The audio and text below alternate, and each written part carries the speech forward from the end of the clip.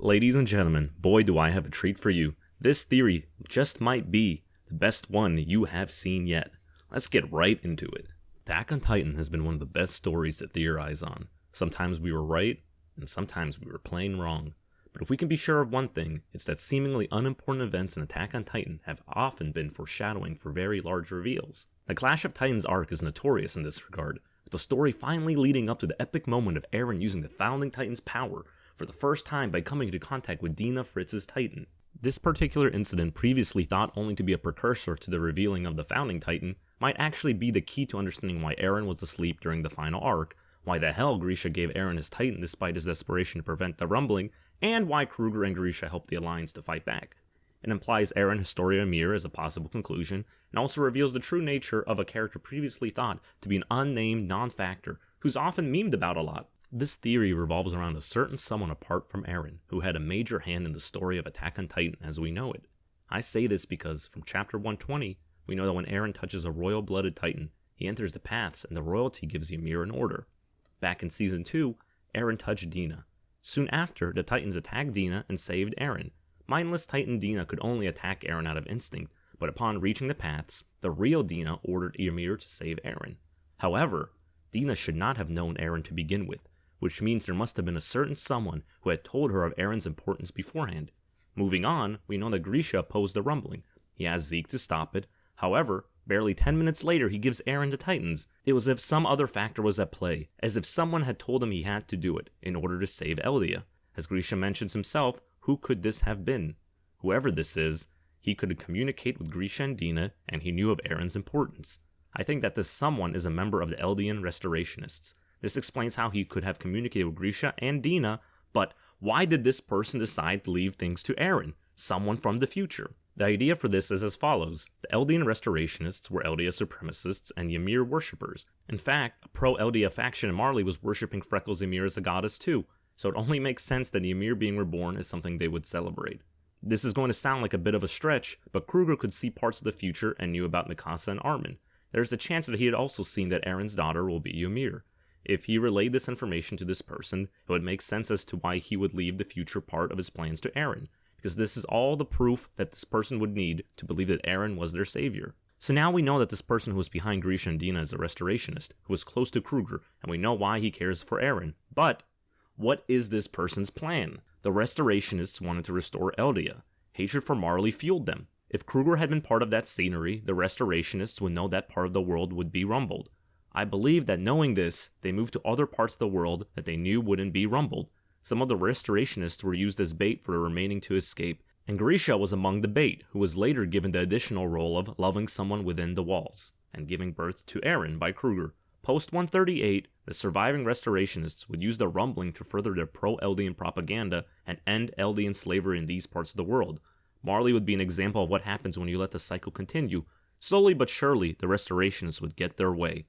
But this plan relies heavily on the fact that only some and not all of the world would be rumbled.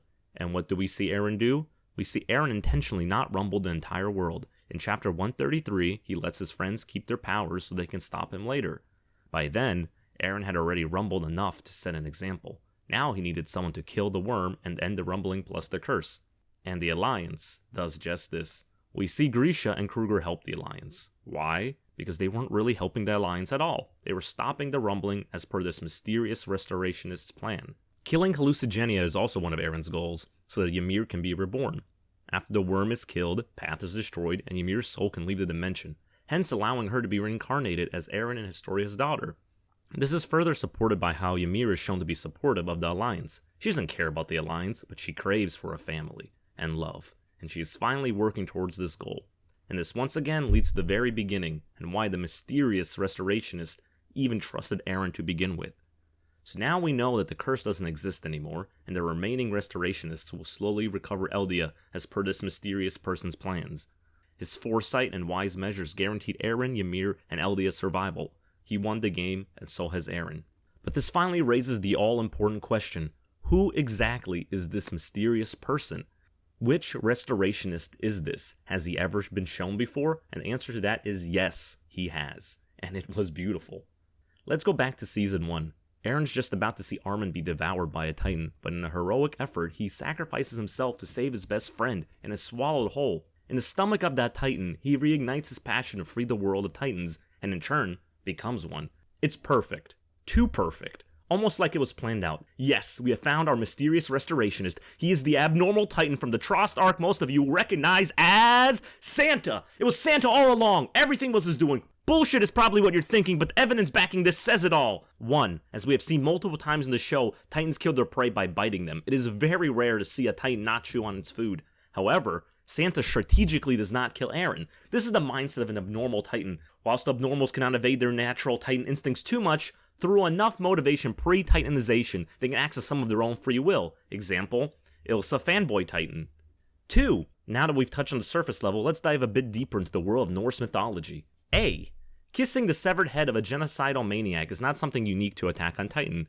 Norse mythology actually did it first through the indirect lip-to-lip action of Odin and Mimir. Mimir, who if you rearrange the letters to Irem, can be pronounced similarly to Eren if you mumble it, is a god in the form of a decapitated head that wants to exterminate his race based on future memories. It is clearly hinted that Mimir, Irem, is an Eren parallel. So is Mikasa a parallel to Odin?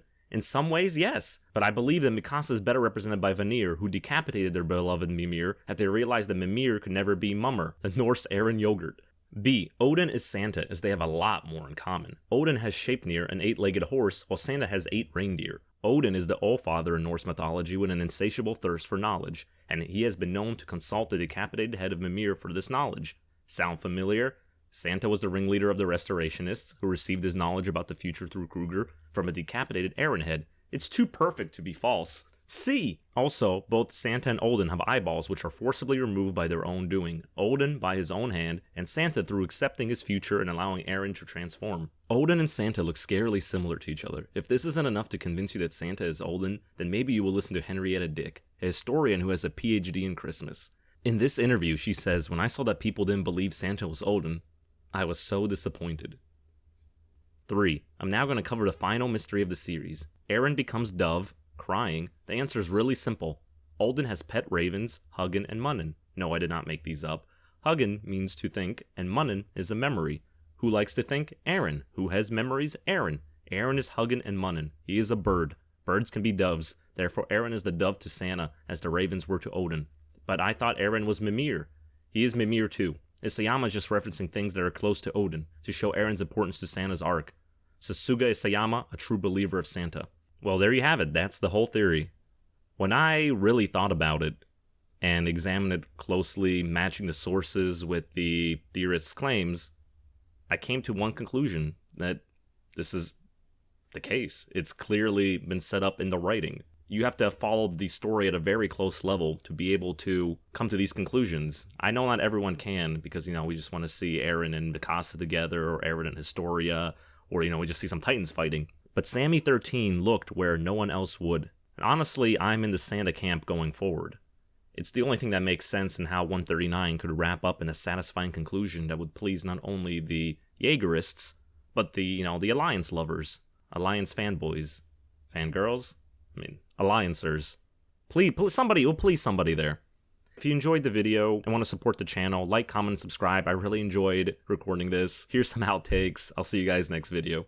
And maybe you will listen to Henrietta Dick, a historian who has a PhD in Christmas. In this interview, she...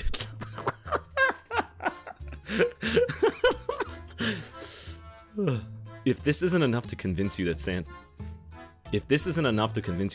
is Odin...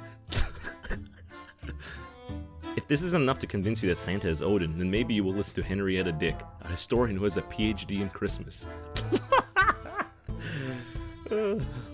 Odin and Santa look scarily similar to each other. If this is enough to convince you...